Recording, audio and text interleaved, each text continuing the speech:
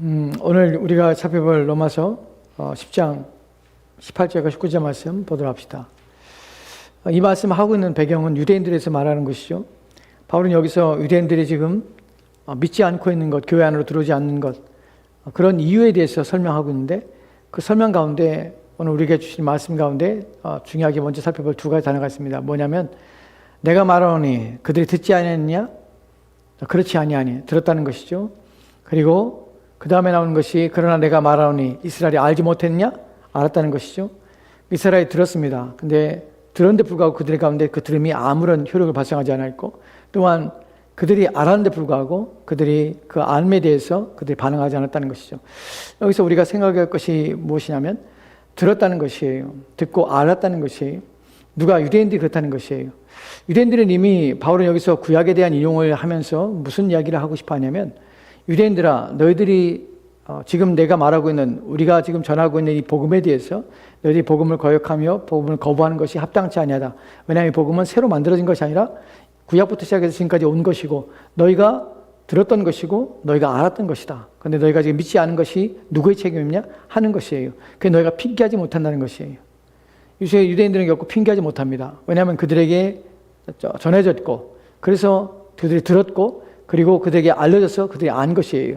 여기서 알았다는 표현 속에서 그냥 단순히 그냥 깨달았다는, 그냥 알고 있어 라는 의미가 아니라 복음이 정확하게 전화됐는가, 그들 가운데 복음이 확실하게 전달되었는가 하는 부분에서 그렇다는 것이에요. 그런데 불구하고 말씀이 정확하게 선포되고 말씀이 정확하게 가르쳐졌는데 불구하고 듣지 않으면 누구의 문제냐? 너희들의 문제라는 것이에요. 너희들이 그런 상태이기 때문에 너희들이 하나님 앞에 나오지 않는 것은 너희 잘못이고 너희 완악함이다 하는 것을 지금 바울은 그들에게 보여주고 나타내는 것입니다. 여기서 우리가 생각할 것이 무엇이냐면, 누구도 복음에 대해 복음 앞에서 핑계하지 못한다는 사실이에요.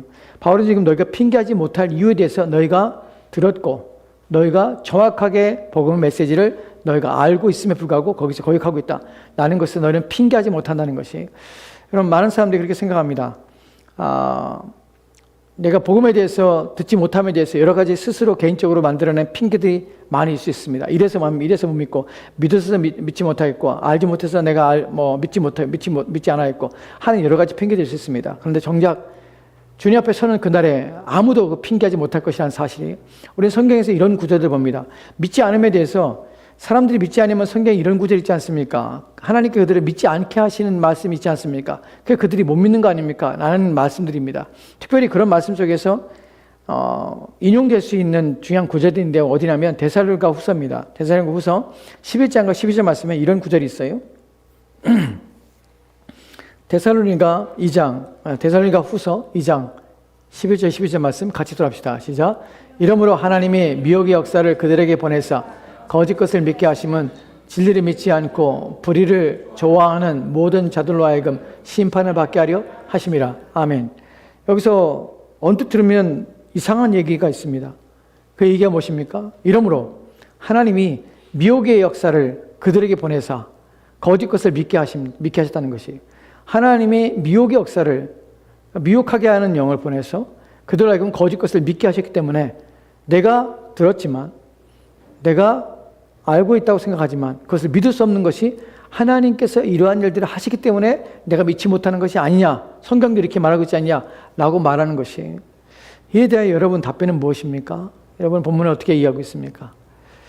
여기서 우리가 주목해야 할 것이 무엇이냐면, 하나님이 정말로 그렇게 하신 것은 사실이에요. 거짓 것에 대해서 보내서 거짓 것을 믿게 하십니다. 그들이 믿게 하신 것이에요. 근데 여기서 정말 강요해서 그것을 믿게 하셨냐 부분이에요.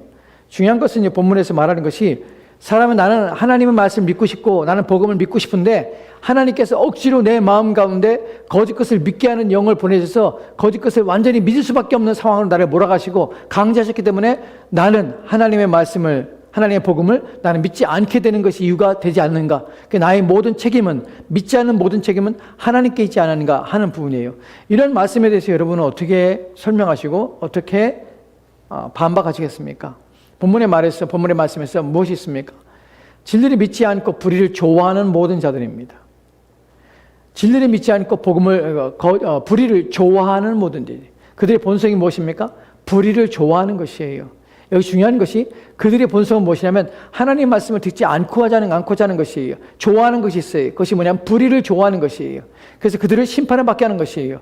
여기서 우리가 중요하게 여기는 것이 심판을 받게 하는 것이에요. 무엇 때문에? 그들이 알고 있는 그들의 본질 속에 있는 것이 무엇이냐면 좋아하는 것이라는 것이에요. 뭐 진리를 좋아하지 않고 불의를 좋아하는 그들의 본성이 그들이 나타나도록 그것이 그들 가운데 있음을 드러내도록 하나님께서는 거짓 영을 보내서 그들 속에 있는 것이 무엇인지를 밝히 드러내기 위해서 일을 하신다는 것이에요. 그들을 강요해서 그들을 믿지 못하게 하는 것이 아니라 그들 내면에 있는 것을 드러나게 하는 것이에요.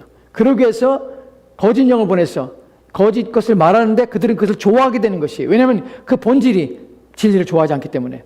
이해돼요? 10절 말씀에는 앞에 있는 10절 말씀입니다. 본질에 대해서 말씀하고 있는데 본질을 다시 한번 같이 읽도록 합시다. 시작. 불의를 모든 속임으로 멸망하는 자들에게 있으리니 이는 그들의 진리의 사랑을 받지 아니하여 구원을 받지 못함이라. 아멘. 그들의 진리의 사랑을 받지 아니하여. 여기도 이 구절을 한글 성경을 그대로 보면은 어떻게 얘기되냐면 진리의 사랑을 받지 아니하여. 진리가 나를 사랑해주고 진리가 나에게 호응해주고 진리가 나로 하여금 그것을 믿게 하는 그들이 내게 없었기 때문에 믿지 않는 것처럼 한글 성경에 번역했습니다. 영어 성경에 보면 뭐라고 번역되면 진리의 사랑을 받지 아니하는 말이 진리를 사랑하지 않는다는 말이에요. 본문은 뭐냐면 그들의 본질이 뭐냐면 진리를 사랑하지 않습니다. 그런데 그것을 구원을 받지 못함이라. 누구 때문에 그렇습니까? 하나님의 문제가 아니라 그들 안에 진리를 사랑하는 것이 없는 것이에요. 그래서 그러므로 다시 11절 말씀 위에 올라갈까요? 이러므로 그렇기 때문에 하나님이 미혹의 역사를 그들에게 보내셔서 거짓 것을 믿게 하시는 것이에요. 즉 거짓 것을 믿게 해서 그들이 믿는 것이 아니라 그들이 진리를 사랑하지 않기 때문에 그래서 하나님께서 미혹의 영을 보내서 그들 속에 있는 것이 무엇인지를 드러나게 해서 그것을 쫓게 하는 것이에요. 그것이 드러나는 것이 뭐냐면 거짓 것을 믿는 것이에요. 그래서 불의를 좋아하는 모든 자들이 불의를 좋아한다는 것이 드러나는 것이에요. 그래서 결국 그들로 하여금 심판이 정의롭다는 것을 확인시키는 것입니다. 이런 구절들이 우리 가운데 말해주는 것은 무엇이냐면 하나님이 불의하냐? 결코 그렇지 않다는 것이에요. 유대인들에 있어서 하나님이 불의하냐? 그렇지 않다는 것이에요. 그럼 하나님께 어떤 핑계를 댈 수 있냐? 그렇지 않다는 것이에요. 여러분 이 땅에 사는 동안에 우리의 삶에서 하나님께서 베푸신 그 모든 것들에 대해서 그것을 우리가 스스로 알지 않으려 하거나 또는 그 은혜에 대해서 내가 마음속에 거부하는 것들을 가지고 있음에 불구하고 하나님이 우리 가운데 베풀어 주신 수많은 방식으로 수많은 일들을 통하여서 우리 삶의 자신을 계시하시고 나타내시며 하나님 말씀 우리 가운데 부어주시지 않은 그 모든 계획 속에서 나의 게으름과 나의 무능함과 또 나의 마음의 진리를 사랑하지 않음으로 인하여서 그것에 반응하지 않는 그 모든 책임은 누구한테 있냐면 바로 우리한테 있는 것이에요. 하나님이 손이 짧아서 구원하지 못하는 것이 아닙니다.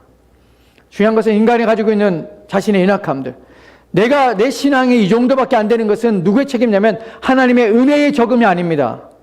우리는 그 부분을 늘 생각해야 돼요. 나로 하여금 더 큰 은혜 가운데, 더 풍성한 은혜 가운데 살 수 있는 기회가 있지만 하나님이 그러한 은혜를 내게도 부어주시고 그 은혜를 안 주시기 때문이 아니라 부어주시는 그 은혜에 보답하지 않은 나 때문에 나의 신앙은 여전히 연약할 수밖에 없다는 사실이에요. 누구의 책임입니까? 우리의 책임인 것이에요. 왜냐하면 하나님께서는 그리스도 안에서 우리를 온전케 하시기 원하셨고 그래서 그리스도 안에서 우리 가운데 풍성한 은혜를 주시며 주님은 지금도 우리를 기다릴 뿐만 아니라 그 은혜를 교회를 통해서 우리 가운데 공급해 주십니다.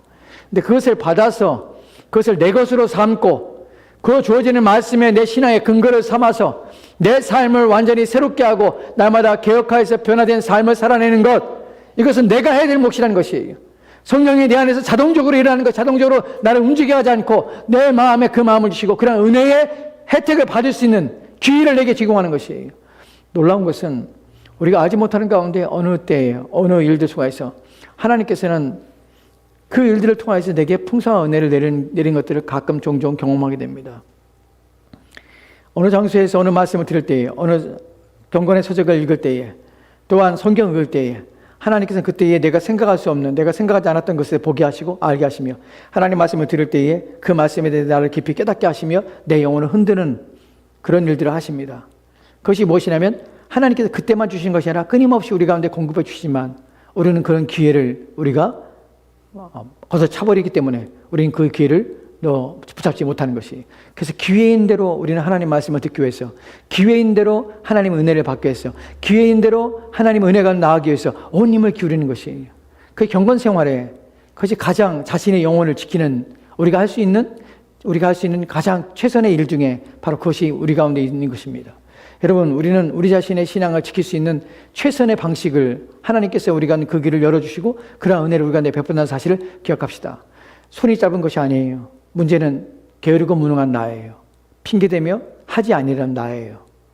그러니까 나에게 있어서 하나님의 은혜가 나에게 막히는 것은 하나님의 은혜가 하나님께서 막으신 것이 아니라 내가 그 은혜 가운데 나아가지 않는 나의 연약함 때문이라는 사실을 기억하시고 우리는 그 은혜를 더 공급받고 그 풍성하신 은혜가 내게도 넘치기를 위하여 끊임없이 기도하며 하나님께 나가야 됩니다. 왜 누구에게는 더 큰 은혜를 주시고 왜 나에게는 이런 은혜를 안 주십니까? 안 주시는 것이 아니라 내가 그 은혜 가운데 설 만한 자리가 그 은혜를 갈망하는 그런 마음들이 열망함들이 내게 없다는 것이에요. 은혜를 주실 때 그 은혜를 받고 그 은혜에 끊임없이 자신을 노출시키고 그 은혜 가운데 살기 위해서 끊임없이 반응하는 마음의 훈련들이 우리 가운데 있어야 되는 것이에요. 경건은 무엇이냐면 끊임없이 하나님의 주시는 은혜에 반응하는 작용들을 얼만큼 하냐는 문제예요.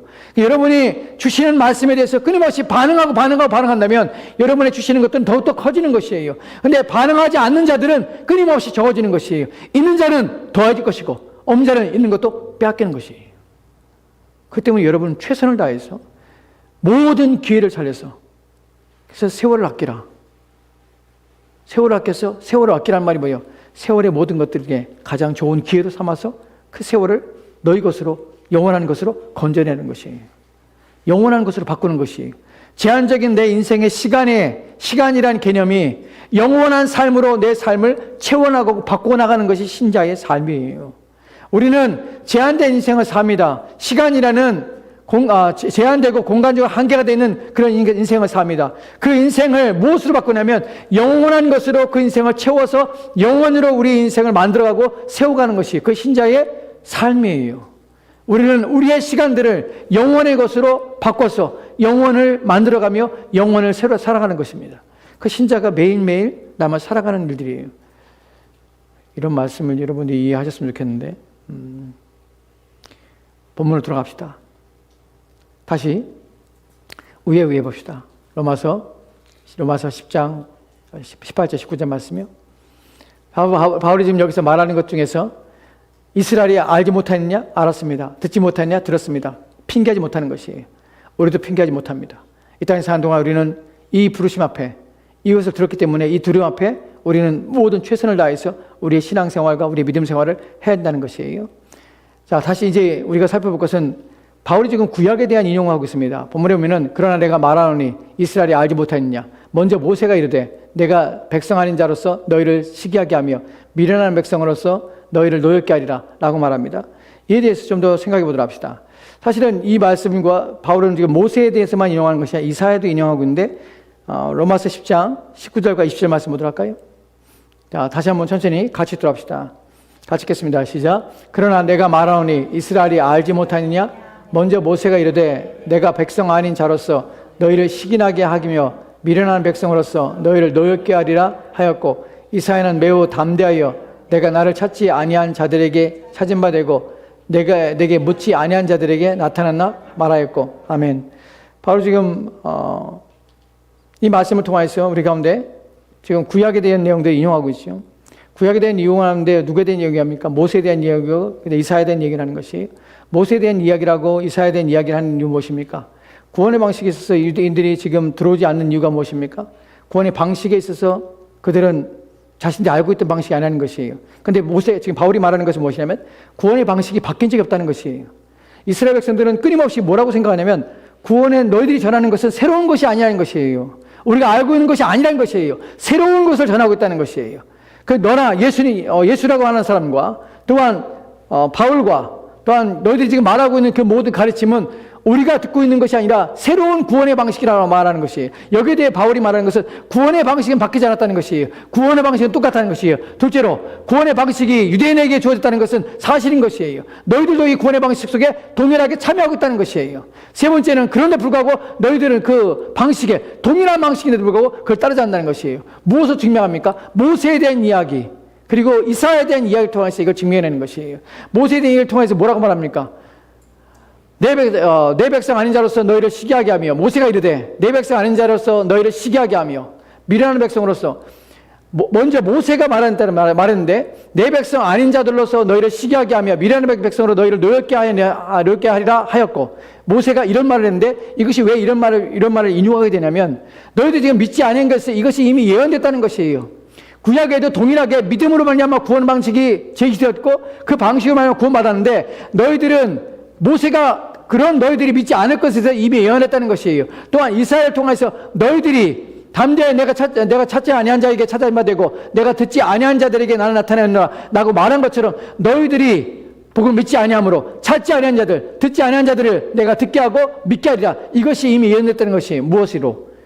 너희들이 이런 상태에 있을 것을 예언했고 너희들이 복음 안에 들어오지 않을 것을 이미 말했다는 것이에요.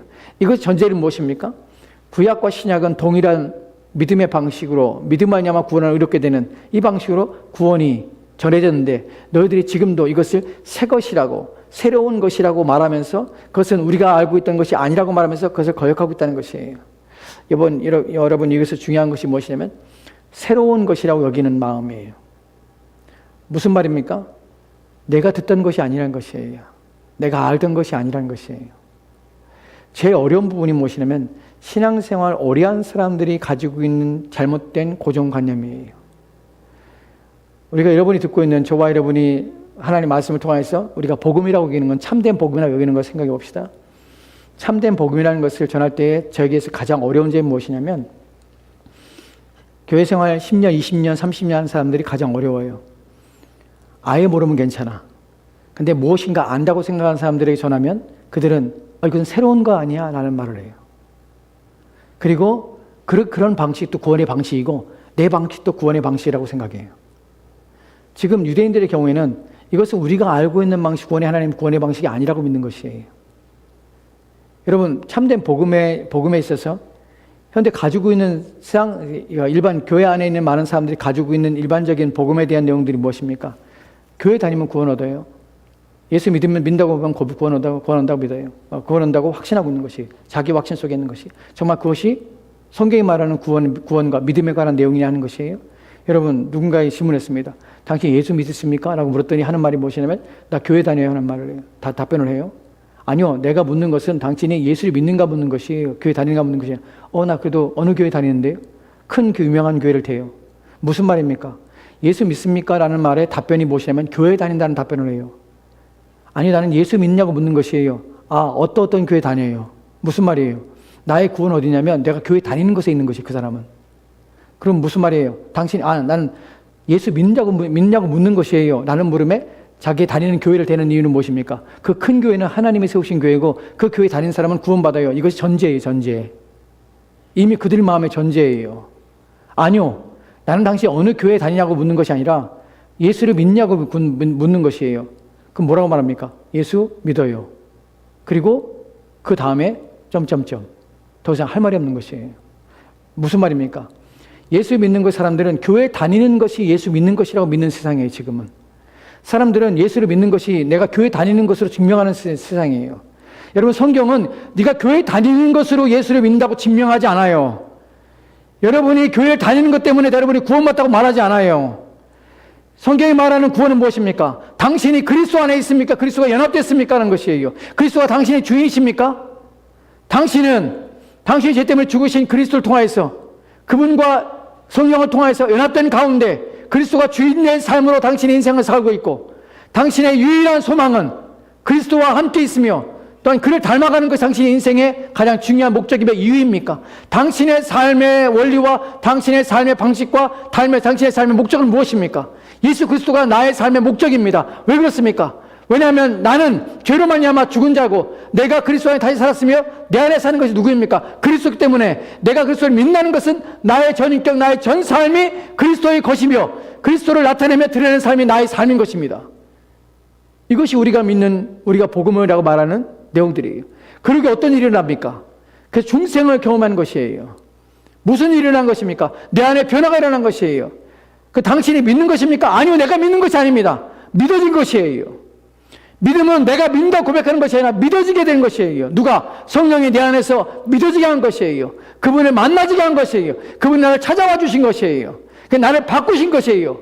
바뀌어졌다는 것이에요. 당신이 새 생명 가운데 바뀌어졌다는 것이에요. 안 바뀌었다면 나는 안 믿는 것이에요. 당신 예수를 믿습니까? 나는 말해서 예, 믿습니다. 당신 정말 그리스도 안에 믿는 것이 무엇입니까? 나는 물으면 뭐라도 합니까? 그분이 내 안에 계시는 것입니다. 내가 그분을 믿는 것입니다. 내가 그분을 연합된 가운데 있습니다. 그분이 나의 유일한 주인이십니다. 그분이 당신에게 하신 일이 무엇입니까? 나의 주인 되셨습니다. 나의 삶을 완전히 바꾸셨습니다. 내 새 생명 가운데 삽니다. 이제 하나님 앞에서 선한 삶을 살기 위해서 애를 쓰며 하나님의 영광을 위해 사는 것이 내 인생의 목적이 되었습니다. 신자가, 바른 신자가 참된 복음을 통하여서 변화되는 내용들은 바로 그런 것이에요. 근데 그런 거 없이 나는 교회에 다닙니다. 그리고 나는 예수를 믿습니다. 다른 건 필요 없습니다. 당신은 그리스도를 아십니까? 그리스도에 있어서 아는 것이, 또 그리스도를 배우는 것이, 그리스도를 알기 위해서 끊임없이 노력하는 것이 자신 안에 없음에 불구하고 나는 교회 다니고 예수님을 믿는다는 그 고백만으로, 자신이 알고 있는 그리스도 십자가에 달려 죽었다는 그 사실만으로 내가 구원을 얻고 내가 하나님의 자녀가 됐다고 스스로 믿는 것이 과연 확실한 구원이라는 것이, 문제는 이러한 가운데 이러한 신앙을 가지고 이러한 생각을 가지고 있는 사람들이 참된 복음을 들을 때에 거부감이 있다는 것이에요. 어떻게? 유대인들이 마치 새로운 것이다, 이것은 구원의 방식이 바뀐 것이다, 이렇게 반드시 이렇게만 구원받습니까? 라고 물음을 갖는 것이에요. 꼭 그렇게 해야만 예수 믿는 것입니까? 내가 예수 믿는 것이, 믿는다고 말하는 것이 충분한데 왜 더 믿어야 됩니까? 왜 다른 걸 더 해야 된다고 생각하십니까? 내가 이렇게 내가 믿는 것은 충분한데 왜 다른 것을 더 해야 되고 왜 예수님을 더 아는 것이 필요합니까? 나는 물음을 하는 것이에요. 왜냐하면 그들은 그것이 자신들이 믿고 있는, 자신들이 구원을 받았다고 생각하는 근거가 되기 때문에 그래요. 유대인들이 바로 그것을 넘지 못하는 것이에요. 왜 넘어집니까? 왜냐하면 새로운 것이라고 생각하기 여기며 자신들이 여지껏 믿어왔던, 여지껏 믿고 있다는 그 모든 것이 아니라는 사실에 대해서 그들은 그것에 대해서 고백하지 않고 또한 자신에 대해서 돌아보지 않기 때문에 그래요. 끊임없이 그래서 완악한 가운데 있는 것이에요. 바울이 지금 이 말씀할 때, 이 말씀은 신명기에서 모세를 인용할 때 신명기 32장 21절 말씀에서 인용했습니다. 32장 21절 말씀 보도록 합시다. 같이 돌아합시다. 시작. 그들이 하나님이 아닌 것으로 내 질투를 일으키며 허무한 것으로 내 진노를 일으켰으니 나도 백성이 아닌 자로 그들에게 시기나게 하며 어리석은 민족으로 그들의 분노를 일으키리로다. 아멘. 신명기 32장 22절 말씀에 이 말씀에 인용한 이유는 무엇입니까? 이런 일이 있을 것이라고 하나님 아신 것이에요. 유대인들이 그러리라는 것을 아시는 것이, 그들을 시기나게 하며 질투나게 해서 이방인 사람들을 불러내는 것이에요. 그 다음에 하나님께서 여기서 질투하는 하나님이라는 표현을 씁니다. 질투하는 하나님이라는 표현이 출애굽기 20장 5절 말씀에는 하나님께서 십계명 가운데 이렇게 말씀을 봐요. 같이 들어봅시다. 시작. 그들에게 절하지 말며 그것들을 섬기지 말라. 내 하나님 여호와는 질투하는 하나님인즉 나를 미워하는 자의 죄를 갚되 아버지로부터 아들에게로 3세대까지 이르게 하거니와. 아멘. 하나님 질투하는 하나님이세요.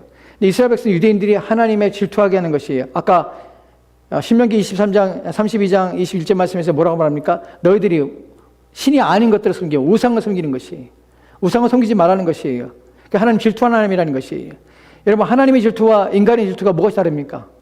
왜 하나님이 질투해야 되고 우리는 질투하지 말아야 됩니까? 머릿속에 생각해 보세요. 여러분이 답변해 보세요. 왜 그렇죠? 왜 하나님의 질투는 옳고 왜 인간의 질투는 죄가 됩니까? 왜 그렇습니까? 첫 번째, 뭐가 다릅니까? 우리 질투는 뭡니까? 우리는 죄인이에요. 우리 질투는 죄로부터 나오는 것이에요. 우리 질투는 죄로부터 나오고, 첫 번째. 두 번째는 무엇입니까? 우리는 질투라는 것이 무엇입니까? 내 것이 아닌 것에 대해서 내 마음의 욕망이 이끌림 받는 것이에요. 시기심이 내 안에서 나온 것이에요. 그래서 죄입니다. 첫 번째, 우리는 죄 가운데 있기 때문에 우리는 질투는 무엇으로부터 옵니까? 죄로부터 나오는 것이. 두 번째, 우리 것이 아닌 것에 대해서 그것을 소유하고 싶은 욕망이, 이끌림이, 시기심의 이끌림이 바로 죄 때문에, 그것 때문에 죄예요. 우리 것이 아닌 것이에요. 하나님의 질투는 왜 죄가 아닙니까? 첫 번째, 죄가 없으신 분입니다. 그래서 그분은 죄로부터 나오는 질투심이 아닌 것이에요. 두 번째는 죄로부터 나오지 않은 것을 어떻게 확인합니까? 무엇 때문에 그렇습니까? 왜냐하면 하나님은 자기의 것인 것이에요. 자기의 것을 자기에게 요구하시는 것이에요. 그렇기 때문에 하나님의 질투는 죄가 아닌 것이에요. 남의 것을 요구하는 것이 아니에요. 하나님이 자기의 백성에게 자기의 것을 가지고 하나님께서 그렇게 하지 말라는 것이에요. 그렇기 때문에 하나님의 질투와 우리의 질투는 전혀 다른 것이에요. 이 부분을 이해하셨죠? 여러분 마음속에서 이러한 분명한 이해를 가져야 됩니다. 하나님이 그러신 분이에요. 그렇기 때문에 하지 말라는 것이에요. 근데 유대인들은 끊임없이 하고 있는 것이에요. 그래서 무슨 일이 일어납니까? 그래서 하나님께서 그들을 하여금 믿지 않게 그들을 버려두는 것이에요. 그들이 욕심대로 그들이 원하는 대로 내버려둔 것이에요. 아까 우리가 데살로니가 후서 2장 10절과 11절 12절 말씀에서 무엇을 봤습니까? 이스라엘 사람들이 무슨 말합니까? 진리를 사랑하지 않는 것이에요. 그대로 내버려 두는 것이에요. 그들이 불의를 좋아하는 대로 내버려 두는 것이에요. 하나님 유대인들을 그런 상태로 내버려 두신 것이에요. 근데 처음부터 그렇습니까? 그렇지 않아요. 하나님이 그들을 사랑했다는 것이에요. 처음부터 그들을 버려두지 않았어요. 아모스 3장 2절 말씀에 이렇게 기록됐습니다. 아모스 3장 2절 말씀 같이 들어갑시다. 시작. 내가 땅의 모든 족속 가운데 너희만 알았나니 그러므로 내가 너희 모든 죄악을 너희에게 봉하리라 하셨나니. 아멘. 내가 땅의 모든 족속 가운데 너희만 알았나니. 너희만 알았다는 것이에요. 너희만 알았단 말이 무슨 말입니까? 너희만 친밀감을 가졌다는 것이에요. 너희만 따로 다른 범주에 놨다는 것이 하나님이 관심을 가진 범주에 놨다는 것이 너희만 다른 것들과 전혀 다른 범주 속에 내가 너희를 놓고 너희를 사랑했다는 것이. 그런데 너희가 신이 아닌 것을 섬기며 너희를 이롭게 하지 못할 것들을 추구하며 나를 버리고 나의 질투를 일으킨다는 것이. 그 너희가 질투나게 하기 위해서 내가 일을 한다는 것이에요. 그것이 바로 모세를 통해서 바울이 말하는 것입니다. 다시 로마서 10장에 18절과 19절 20절 말씀 보도록 합시다. 지금 모세 속에서 모세가 이르되 내가 내 백성 아닌 자로서 너희를 시기나게 하며 미련한 백성은 너희를 노엽게 하리라 하였고. 근데 이것이 얼마나 감사한 일인지 모릅니다. 우리에게는. 왜 그렇습니까? 내 백성 아닌 자로서 내 백성 아닌 자를 부른다는 것이. 또한 두 번째는 무엇입니까? 이 사람은 매우 담대히 말하되 그 전에 미련한 백성으로 너희를 노엽게 하고 내 백성 아닌 자, 미련하게 하는 자, 이 두 구절이 말하는 것이 무엇입니까? 하나님께서 유대인들이 그럴 것을 하나님께서 아셨습니다. 그리고 그들을 통해서 그들에게 시기나게 하기 위해서 내 백성 아닌 자를 불러낸 것이. 유대인들이 왜 바울이 복음을 전할 때마다 회당에 쫓아다니면서 끊임없이 그를 박해하고 핍박했냐면 시기난 것이에요. 자신들이 믿지 않는 하나님. 근데 이방인들이 와서 교회에 들어오고 이방인들이 교회 주축이 될 뿐만 아니라 그들 하나님을 섬기는 것이. 시기나게 하는 것이. 누가? 이방인들이 들어오만 야마서. 사실은 이 부분이 우리에게는 얼마나 감사한 분인지 몰라요.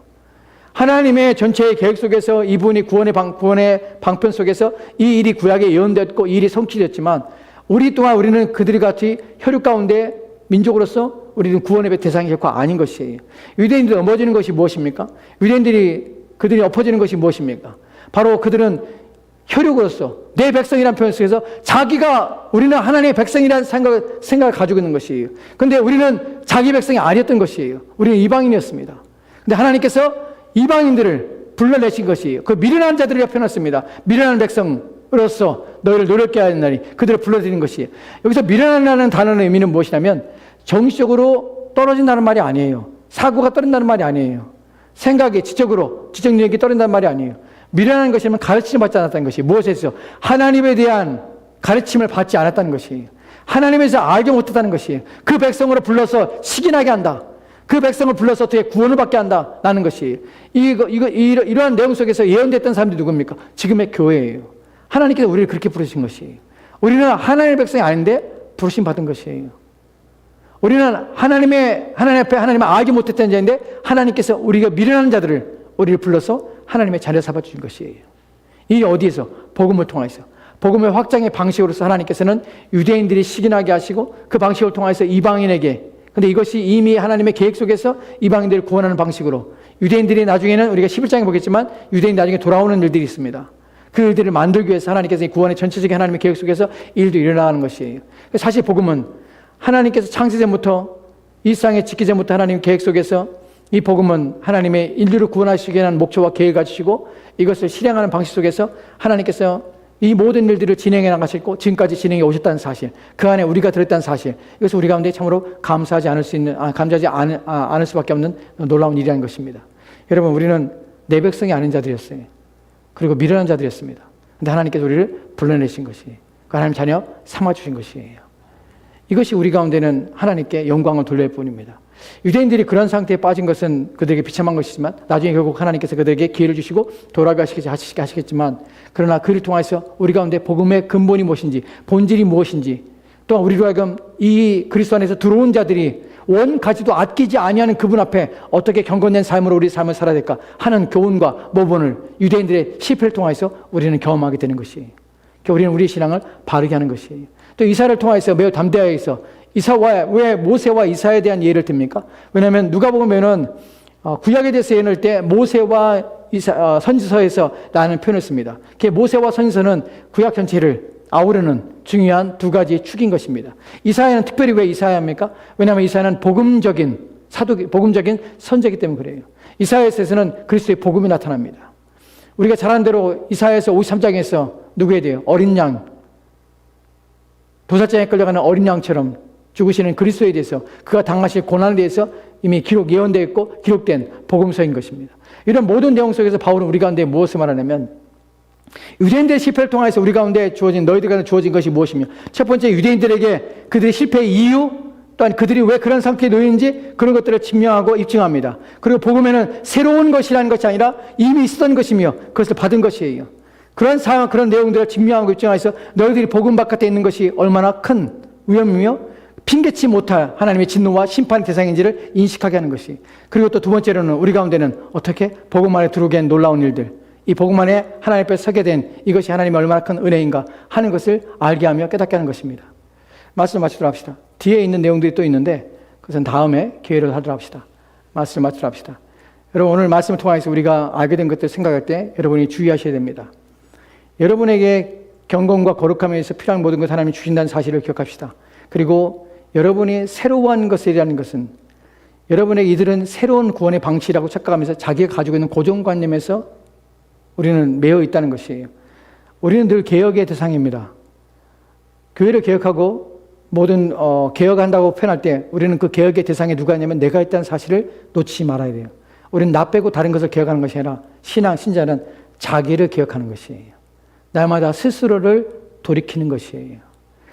새로운 것이라는 것, 내가 알고 있던 것이 아닌 다른 것들에 대해서 우리는 부정적일 수 있습니다.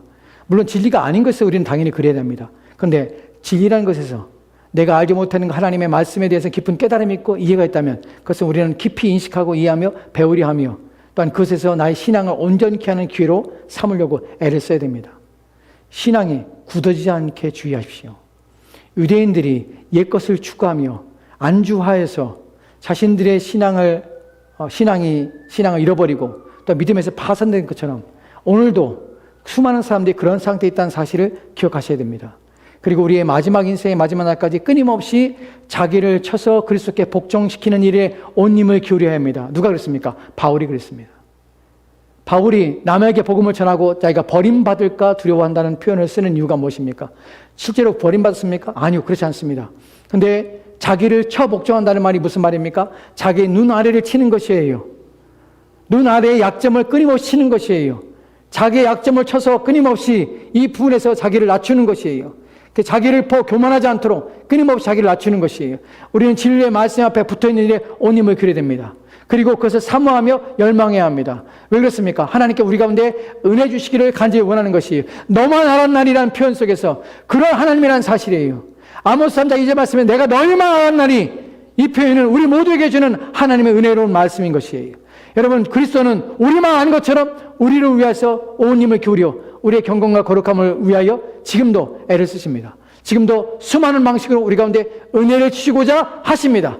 그 은혜를 받고 못 받으면 그분의 팔이 짧음의 문제가 아니라 그분의 은혜의 적음의 문제가 아니라 우리가 하나님 앞에 경건함과 거룩함으로 깨어서 그 은혜를 사모함으로 그 은혜를 받기 위해서 온 힘을 기울이냐 기울이지 않냐는 그 일의 결과에 따랐다는 사실입니다. 누구의 책임입니까? 우리의 책임입니다. 그분의 은혜는 풍성합니다.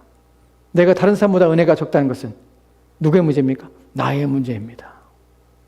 저는 가끔 경건서적 읽으면서 경건서적 속에서 위대한 믿음의 사람들을 볼 때마다 하나님 저들에게 어떻게 저렇게 큰 은혜를 주셨습니까? 나와 비교할 수 없는 큰 은혜를 부어주시고 큰 능력을 베푸셨다는 것을 볼 때마다 왜 나한테는 이렇게 적은, 왜 나한테는 그런 깊은 은혜를 왜 안 주셨습니까? 라고 스스로 자문하고 스스로 생각할 때가 종종 있습니다. 그때마다 무슨 생각이 드냐면 그것은 하나님의 은혜의 짧음의 문제가 아니고 나에 대한 하나님의 무관심의 문제가 아니고 문제는 내가 그만한 그들만큼 하나님의 은혜에 대해서 반응하지 않는 나의 이 육적인 나의 마음과 생각들 때문에 하나님의 그 크신 은혜를 내가 낭비하고 있지 않은가, 그것을 헛되게 내가 만들고 있지 않은가 하는 생각을 합니다. 여러분, 하나님께서 은혜를 주시고자 하십니다. 더 큰 은혜는 사모하는 자에게, 하나님의 은혜를 받고자 갈망하는 자에게 더 크게 부어집니다. 부디 저와 여러분이 이런 더 큰 은혜를 날마다 경험하고 더 신앙과 믿음에서 누구보다 뛰어난 여러분이 되시기를 부탁드립니다. 기도합시다.